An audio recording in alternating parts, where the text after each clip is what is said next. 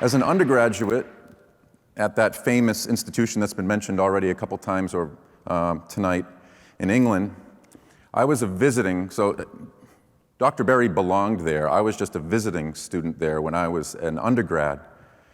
And as a visiting student, you're not allowed to go to the balls and the fancy undergraduate events. But I got invited anyway by a friend of mine from St. John's College. And so I knew I wouldn't be allowed in the front gate, so I went to the back gate, and there were no porters there, no lights. And I made a bad decision, because I'm not telling you that you should do this kind of thing, but I made a bad decision. I tried to get over the gate, so I climbed up to the top crossbar, and then tried to squeeze my way in between these wrought iron uprights that end in the little arrows. And I don't know if it was my belt buckle or what, but I'm stuck right in between with one leg on one side and one leg on the other when I get a flash of light in my face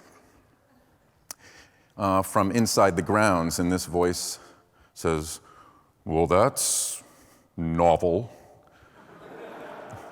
And so he let me go, and as I was walking home, I kept saying that word novel. I was trying to get the English accent right, novel, novel, novel. And I'm thinking about what it actually means. And it wasn't the first time that I had been cast an adjective by a Brit and didn't have the cleverness to know exactly whether it was a compliment or an insult. Who knows, maybe it'll happen tonight. But my point today is that the human race is in that same predicament. We're intriguing. That's another adjective. Intriguing, different, special, we humans. But it's not all good news. We're novel in an ambiguous sort of way. People often ask how humans are different. And of course, there's several ways to answer that question. As an educator, one of the first things we should mention is that the last 50 years of biology is at least partly a series of discoveries that shows us that we were wrong, or at least exaggerated in many of the things that we thought were unique about humans.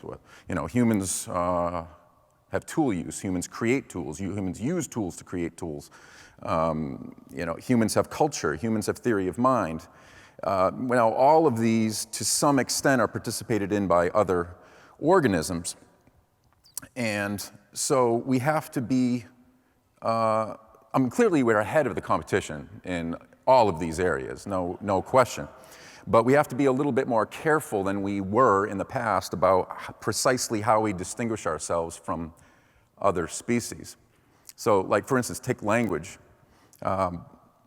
We have language, but at least half of all birds, well, about half of all birds, and cetaceans, so whales and dolphins, and a few bats and a few other species, learn rather than inheriting how to speak, and they pass on their manner of speaking onto their offspring.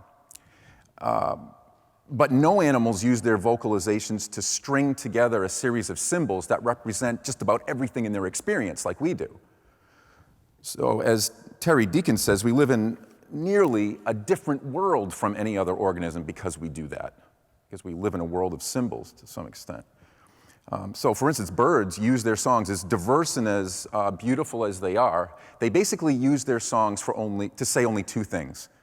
Get out of here and come over here and mate with me. Now, I know in a lot of Boston bars it pretty much boils down to the same thing too, but at least we have the capability of saying a lot more than that. So learned vocal communication is one of several traits that can be seen as differing, as people say, by degree rather than kind between humans and other animals. But that can be a little misleading to say it that way, because language is so different from bird song and whale song. So as Alfred North Whitehead said, the distinction between men and animals in some sense is one of degree, but the extent of the degree makes all the difference. So sometimes a quantitative distinction or quantitative difference can be so great that it can essentially be a qualitative difference. So the biggest example of this is a combination of our flexibility or plasticity and extraordinary intelligence, which is absolutely beyond dispute, of course. And there are a whole host of things that go along with that intelligence that are either unique or very rare among our non-human relatives. And a lot of them we don't even really very often think about. So for instance, we have an extended juvenile period. We live for a longer proportion of our lifespan with our parents, not just people your age, but even, for thousands of years, hundreds of thousands of years, than our relatives do. We also play group against group. A lot of animals play, has been a subject of recent research, but only humans, it is thought, play group against group. We also have a very early birth. By one estimate, if we were to be born at the time when a typical primate is born, we'd be born at 18 months, not 9 months. But of course, try to get that head out. And then, speaking of giving birth, human females are actually more unusual in terms of our physical traits than human males are. I'll just give a few examples. Some of you might have noticed that human females have breasts even when they're not nursing, and that's unique to humans. Human females conceal their ovulation.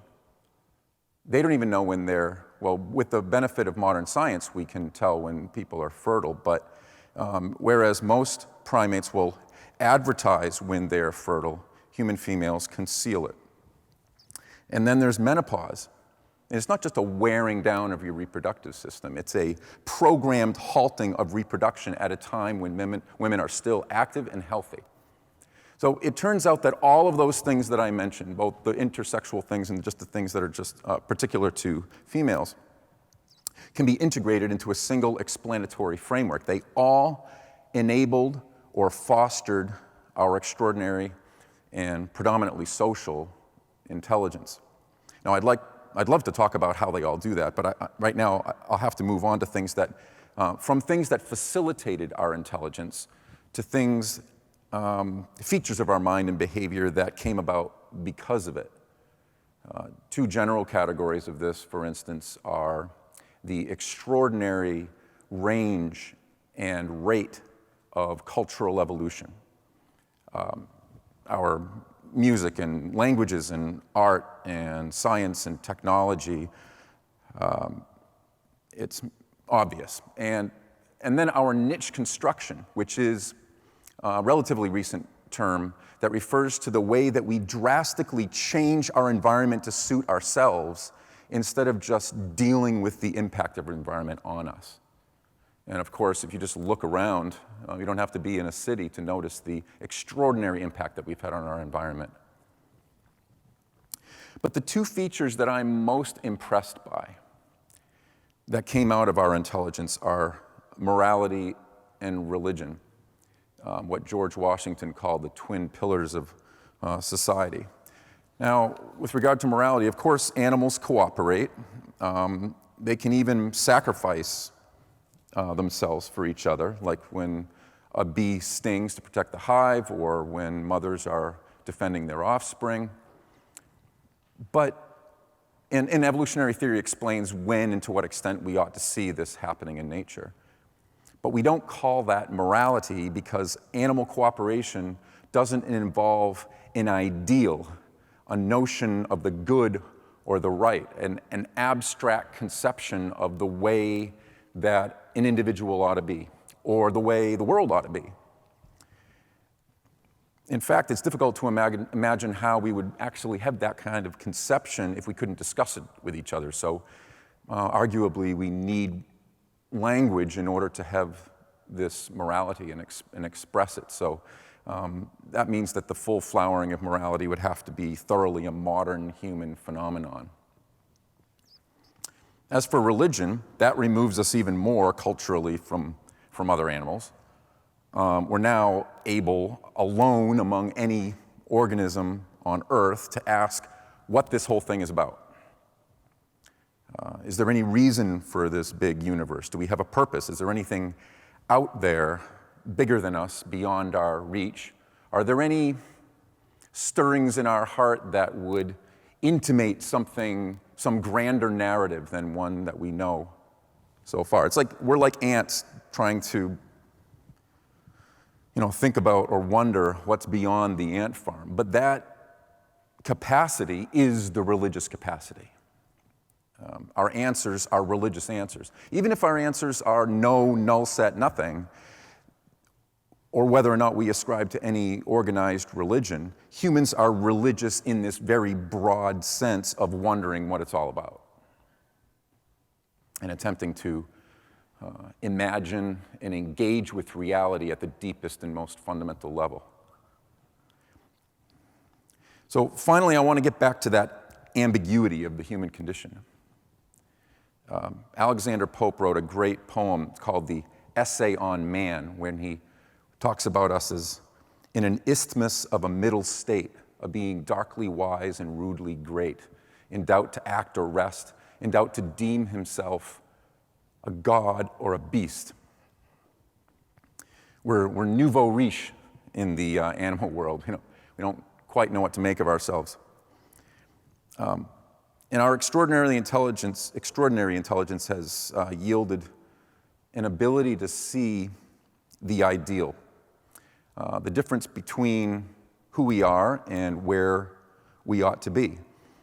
And there comes the ambiguity, right?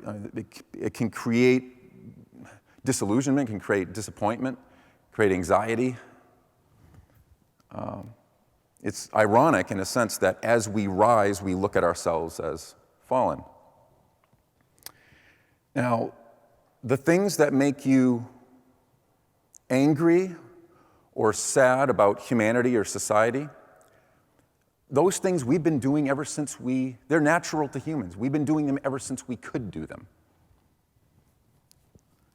The difference now, as our morality and religion attest, is that ideals have risen in us. It's like we've looked in a metaphysical mirror and seen ourselves now, like Neo seeing the Matrix for the first time. So I guess what I'm saying is that what it means to be human is sitting up there on a fence, a bit precariously and a bit uneasily, but novel. Thank you. What a pleasure it is to be here. I'm Andrew Berry from Organismic and Evolutionary Biology. And I'm not a philosopher. I am not a theologian. Sorry to disappoint. So I'm going to just drag you through some evolution. Okay, let's go back 7 million years. This is the point at which two lineages split. One went down to produce the chimpanzees and bonobos, and the other did a lot of toing and froing and detouring and bushiness and resulted in us. 7 million years of evolution. 7 million years from a point, that common ancestor, we don't know too much about it, we can sort of reconstruct it, but it's more chimpy gorilla-y than it is human-y, let me tell you, okay? So that is some journey, 7 million years. And, well, a lot happened, okay? But I'm going to stick with two things because I've only got 12 minutes. And those two things, one that you think is really boring, the other is the obvious one, and that's sort of what David's already been talking about, namely brain evolution, cognitive evolution.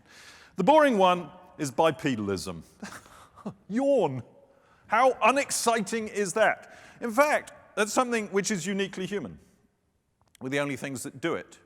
Chimpanzees do it from time to time, but basically they're knuckle walking. That was knuckle walking. Most of the time. Now, if we look, how can we make inferences about events along that 7 million year journey? Fossil record. And about halfway down, just a little more than 3 million years ago, we got this fantastic, famous fossil called Lucy, a specimen of Australopithecus afarensis. And Lucy is remarkable because she's so well preserved. We've got a lot of material. And one thing we know about her was she was pretty damn fully bipedal. She was about as good at doing this as I am. In fact, possibly better. Now, who cares? You're thinking, get to the bloody brain, man. No, bipedalism is big. Because you're not doing this, you're not using these as a means of locomotion. What does that mean? It means two things. One, the hand can evolve to become a much more subtle, dexterous, versatile instrument. Our hands are much better than chimpanzee hands. And what's more, if I want to pick something up, a bottle of water, I can use my hands rather than, sorry, I'm not going to do it, my teeth, my face, which is what I have to do otherwise, right? So what does that mean? If I'm using my hands rather than, it means I don't, and remember, normally it's not just a bottle of water, it's an animal which is struggling to get away. I'm trying to catch, control, kill, macerate, consume, ingest my prey, all with this, with the front of my face. So I need a big, serious set of muscles here, right? Masseter muscles. I don't need that anymore. I can do this. Pick up my animal, strangle it, break it into small pieces, cook it, eat it, right? What does that mean? It means that my entire face can be reduced, if you like. I don't need big, heavily levered jaws. I don't need a prognathous snout, if you like. I don't need these big muscles. Why is that a big deal, you say? Because it means I can do what I'm doing now. It means that I can have much finer motor control. It means I can have much more muscular finesse. It means, ultimately, I can speak. Bipedalism was super important. It was part of a cascade of events which resulted in what we are today. Interestingly, Lucy's brain was about the same size as a chimpanzee's brain. In other words, there hasn't been, notionally at least, and of course in the fossil record that's all we can measure is brain size, which is a little unreasonable. It's all we've got, it's just from the curvature of the cranium. But basically we've got the first half of human evolution, no change in brain size, so it all comes in the second half. And boy, is that driven by natural selection. Even if you're sitting in Life Sciences 1B, listening to me drone on, completely zoned out, switched off, possibly asleep, your brain is still consuming about 20% of your entire metabolic budget. It's enormously expensive, this organ. So it's not something which is just sort of going to evolve because it seemed like a fun idea. This is going to only evolve under really strong, direct, natural selective pressure. So why did it evolve? Well, as I always tell my students, I could take each one of you, shut you into a small room for about 20 minutes and tell you to come up with a coherent theory for the evolution of large brains in humans. And if there's 100 students in the class, that's 100 closets. They all emerge after 20 minutes, and they'll have 100. There'll be some overlap, but we'll have 20 different coherent theories, right? All of which are perfectly plausible, all of which might be true. It was language. It was to facilitate ever better tool use. It was to expedite communication and facilitate communication in small groups. Whatever. I don't know. We might never know. I personally favor the idea of group living being the key thing, a small group.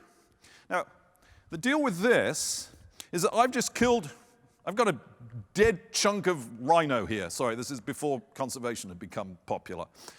We're in Africa. We don't, it turns out, 2 million years ago, have refrigeration. So this is a short-lived chunk of rhino, but David here is looking hungry. I'm going to give him some of my rhino. This is nice of me. But the important thing is I need to recall what I've given him, and I need to recall who he is and the circumstances, right? And maybe also I want to have some insight. I want to be able to actually get into his head and figure out how grateful he is, whether he's actually going to be duplicitous and not give me stuff back. These are really complex cognitive tasks that I've just described. So, as I say, that's just one of the possibilities, one way in which human brains got super big and effective as they did. One thing is clear, and I'm going to, opt for a rather trite analogy here. You've got the vector, which is, let's say, in favor of efficient small group social living, the vector of natural selection, making it bigger and bigger and bigger and bigger. And maybe there's all sorts of other things going on. What I want to tell you is that at some stage, that brain crossed a threshold when suddenly it became so much more than just a device for facilitating social living. And here's my feeble analogy. Go back to the 1970s. Most of you won't remember. Not a great decade.